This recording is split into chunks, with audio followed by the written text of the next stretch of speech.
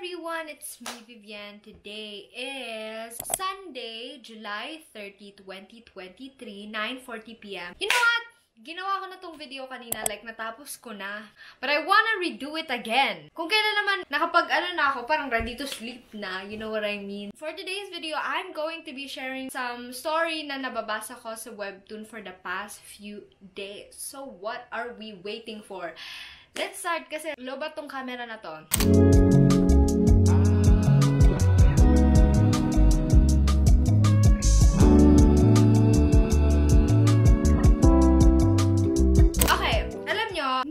Pero like, I'm very maarte when it comes to reading like manhwas and stuff. Gusto ko kapag ako magre-read is maganda yung art style. And also, dapat gusto ko yung magugustuhan ko rin yung plot, okay? Even though na ongoing pa lang siya, dapat mahook ako nung story. First, we have here our Secret Alliance. Nag-update siya tuwing Saturday. And actually, patapos na siya. Siguro nabasa na to ng mga ilang may mga coins, pero kasi ako wala. So, may 5 episode pa ako na hindi pa nababasa and tapos na yung mismong story. So basically, friends to lover, like childhood friends to lover, tong story na to. And actually, lagi ko na to naririnig sa Instagram, pero like, I did not expect that I'm gonna like it kasi tinry ko siyang basahin nung naririnig ko. Pero like, I don't like it at all. And later on, nagustuhan ko pala. Tapos, ang cute pala nila. Okay, anyways, next is Maybe Meant to Be. Nag-update to tuwing Friday. Another childhood to friend lover. Very chill lang to read. And ang cute-cute lang nito. Next is That Which Flows By. Nag-update tuwing Friday. Alam nyo, parang same vibe to ng Master Villainess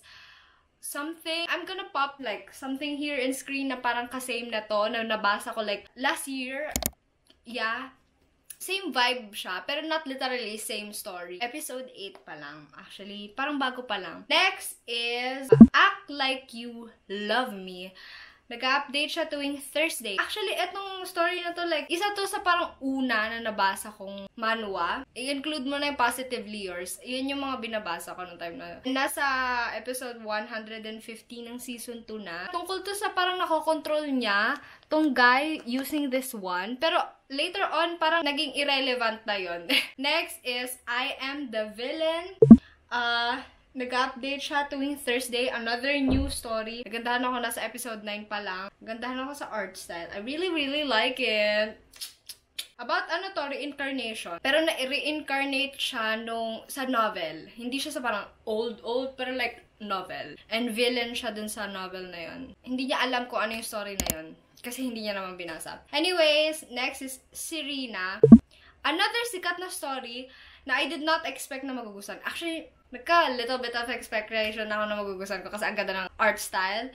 Nag-update siya tuwing Thursday. Noong una, hindi ko muna siya binasa. Nasa episode 32 na ako. The reason why is, ang daming nag-hate kay Serena. And I don't want to jump.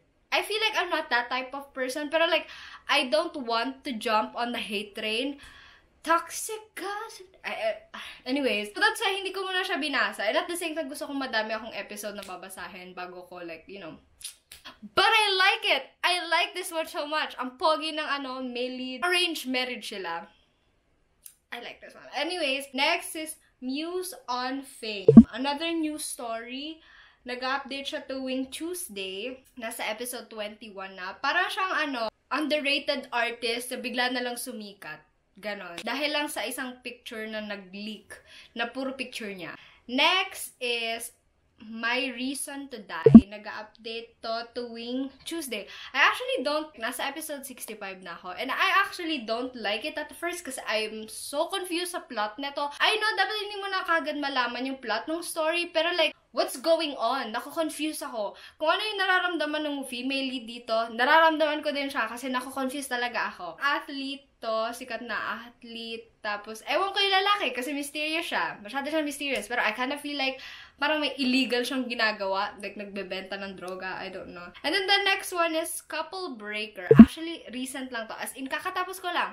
And naiinis ako sa itong dalawa. Itong dalawang nag-cheat. Ayan. Oh my gosh. Nakakainis sila. Nakakainis sila!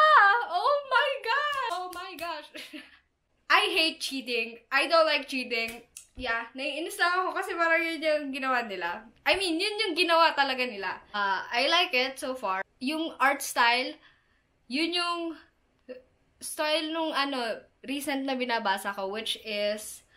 Wait lang, may nagpapawisan ako. Hindi kasi ako makasaksak ng electric fan kasi grounded yung mga saksakan dahil nga ulan ng ulan. And may problem dito sa bahay na to na kapag umuulan, bumabaha sa loob. I don't know why, pero like, anyways, eto naman yung reason ko, like, every day kong binabasa, To Love Your Enemy, every 10 a.m. Kasi tapos na to eh. Yung art style nito, yun yung art style ng nung isa, yung kanina, Couple Breaker. And kaya nagustuhan ko yung Couple Breaker kasi, yeah, natutuwa ako sa art style. Yeah, nasa episode 61 na ako, season 2. Ay, by the way, nasabi ko ba kung kailan nag-update ang every Tuesday ang Couple Breaker. Yeah. That's... Hindi lang yan yung mga nabasa ko. May mga binasa ako na dinrop ko kasi I don't like the plot pala or kaya hindi ko pala nagustuhan yung art style later on. Parang hindi na siya ka-level ng mga yan.